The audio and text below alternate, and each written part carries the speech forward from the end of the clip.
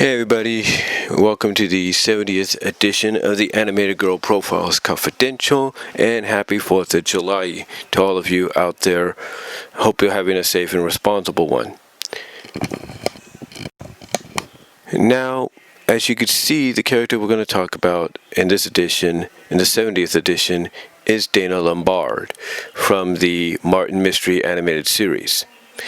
But here's what's interesting about Dana.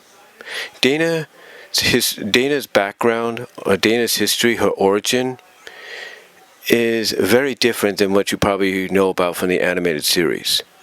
Now, for those of you that just follow the animated series and maybe are fans of it, Dana is portrayed as the stepsister to Martin.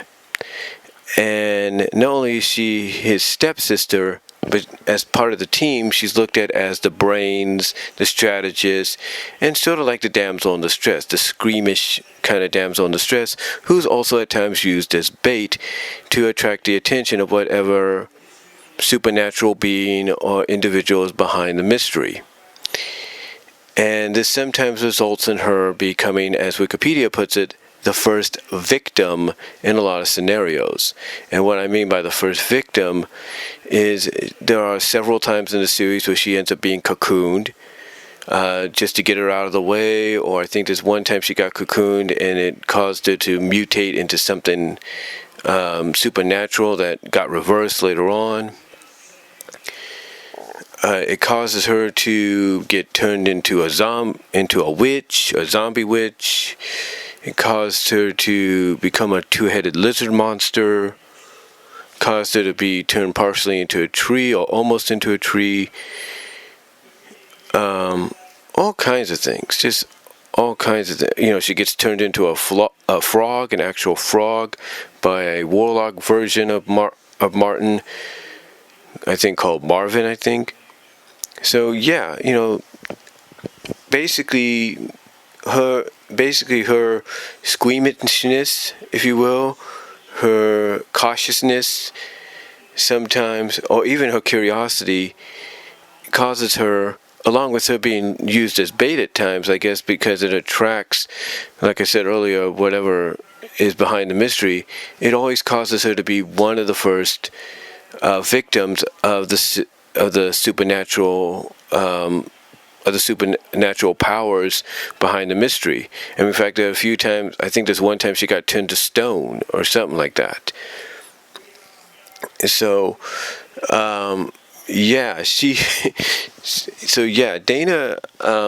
just can't, in the series, can't catch a break. But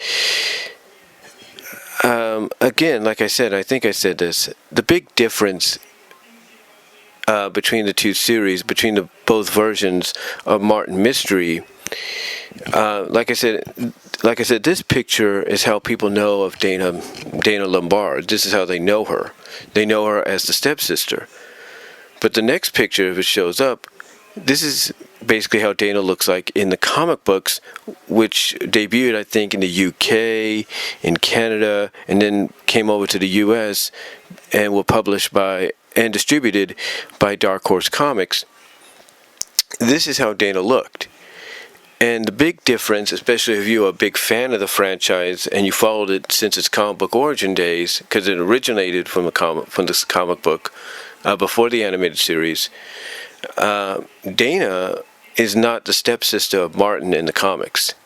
Dana instead is the girlfriend. She's the love interest of Martin, which I'm sure for anybody that's followed the series since its comic book days were kind of shocked by when the series came and became when the series was adapted into an animated series, and all of a sudden they decided to make that change where, okay, Dana's not the love interest anymore, she's the stepsister, and oh, by the way, she's not a young adult. Her and Martin are teenagers in high school, mostly like juniors or seniors in high school, who work for an agency run by a character named Mom.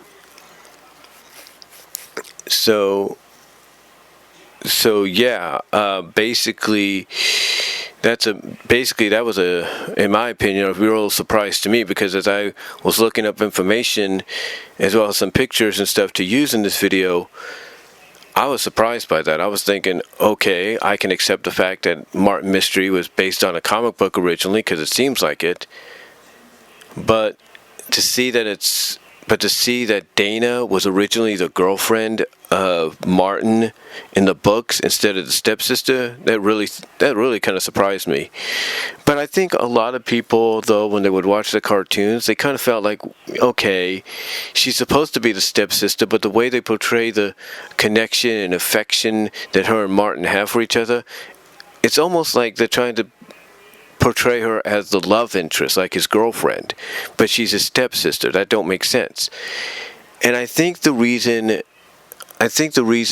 that was kept in there, the reason that was portrayed the way it was sort of to at least give some familiarity to the original source material, because they knew that if any fans of the original source material were going to watch the series, that they could accept the change, but they wouldn't be too happy about it. So that's why there were moments at times where you had, you had these moments. Well, basically, throughout the animated series, you had these moments between Dana and Martin that seemed to, make you think, oh, why are they acting this way around each other if they're step siblings? It's kind of like creepy, right? It's kind of insensible, insensible. And again, I think it was mainly done to kind of at least give a nod to the original source material that, yeah, Dana in the original comics was the love interest of Martin. But like I said, in the series, she was always looked at, and I'm sure the same way in the comics, but she was always looked at as the brains, the strategist of the group, but she was also looked at as being the bait. Like, sometimes, she would be basically urged to go be the first one to go check things out to see if whether or not maybe she was right about something, or maybe she was wrong, or whatever, or to get the first clue or hint that they need. And as a result, it would end up landing her into a situation that would, cause her to be, like I said earlier, cocooned, turned into a frog, turned into a statue, turned into a witch zombie, turns into a mutant lizard, I think, or something like that. Heck, in the finale, the two-part finale of the series, she temporarily quits the organization she's part of, and because of her stubbornness not to listen to reason, and because of her emotions getting the best of her that caused her to quit, she ends up going into this group, infiltrating it, and it ends up causing her to be mutated into a half-woman, half-lizard hybrid, which she does get cured of at the end, but she ends up learning a lesson that, maybe she shouldn't have been too quick to quit the organization, because the reason she quit the organization in the finale, from what I recall, is she wanted to prove that she was just as capable as Martin was, because there were times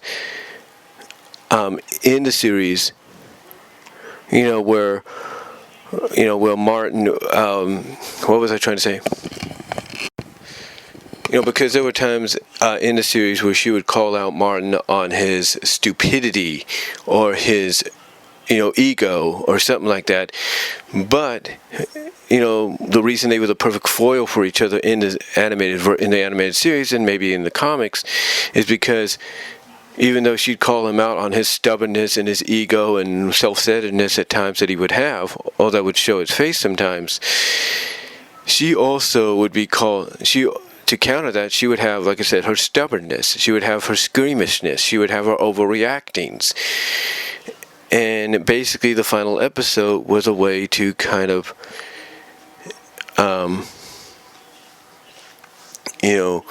teach her a lesson of, hey, don't let your stubbornness, don't let your, overreactness or your emotions get the best of you.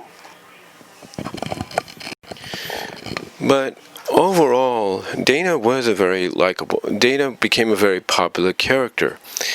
Now, I'm surprised Nostalgia Critic has yet to do a review on Martin Mystery, but I'm sure after he did one on Totally Spies, he might do one on that one as well. But anyway, Dana, because of the series and the 3 seasons it was on, became a very popular character. And if you're a fan of certain situations like cocoon, like, people being cocooned, mostly women being cocooned / mummified. If you're into shape-shifting or whatever, someone gaining those abilities or going through these kind of transformations, then Dana Lombard in Martin Mystery is the character for you. Because she would go through, because again, she would go through a lot of this because either she was used as the bait, she would let her curiosity get the best of her because she wanted to prove she was better than Martin at times, and it would just land her into a lot of trouble. Like I said, she went through situations to where she was cocooned / mummified. She was mutated into a half lizard, half woman hybrid. She was turned into a frog. She was turned into a witch zombie, two-headed humanoid sea monster. All kinds of things. And it's like she just couldn't get a break. It was all due to either the fact that she was asked to go undercover to find out what was going on, aka be the bait, stubbornness, stuff like that, curiosity, what have you. But even through all that, she became a very popular character among fans. And I guarantee that if Martin Mystery was to get a reboot, it would probably be a hybrid of what it's like in the Dark Horse comics, dark and everything, but also be a hybrid of what the original animated series was. And I wouldn't be surprised that in this day and age, we would get situations with Dana involved to where she would end up going through a lot more situations. She might even end up getting, slime girl abilities in a reboot, where she can, melt into a puddle, shapeshift, stuff like that. There might be a situation where her and Martin end up having their souls transferred into robots, and they have the ability to transform, kind of pay homage to Transformers, maybe, who knows. But there's all kinds of possibilities if a reboot was done. But again, that's up to the people that did the original series and whether or not maybe that will happen. But overall, though, there's nothing much more I could say about Dana Lombard except, she's a very, very unique character, very cool character. And to me, she really helps complete the Martin Mystery team, the franchise, the show. She really makes it complete because you never know, what's going to happen to her next. Like, whether she's going to end up saving the day, which she does do on occasions, or she's going to end up getting herself into a situation to where Martin or somebody like Mom has to come and reverse whatever spell or control or whatever is put upon her and other people like Martin and stuff. So, so basically she's just, like I said, one of those characters. But she's basically one of those characters that helps make the series unique and memorable.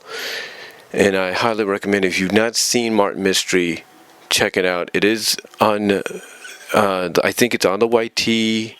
I think it is here on the YT. I think it's on various other places. But check it out. It's even on Complete Series DVD. Check it out. I think you'll really enjoy it. And if it's your first time viewing it, again, it's going to make you wonder, okay, is this the episode where something may happen with Dana or not? Because you never know. But that's all I'm going to say, guys. Thank you all for watching and listening to the 70th edition of the Anime Girl Profiles Confidential on Dana Lombard from Martin Mystery. Let me know what you think down below. Comment if you like, and I'm out.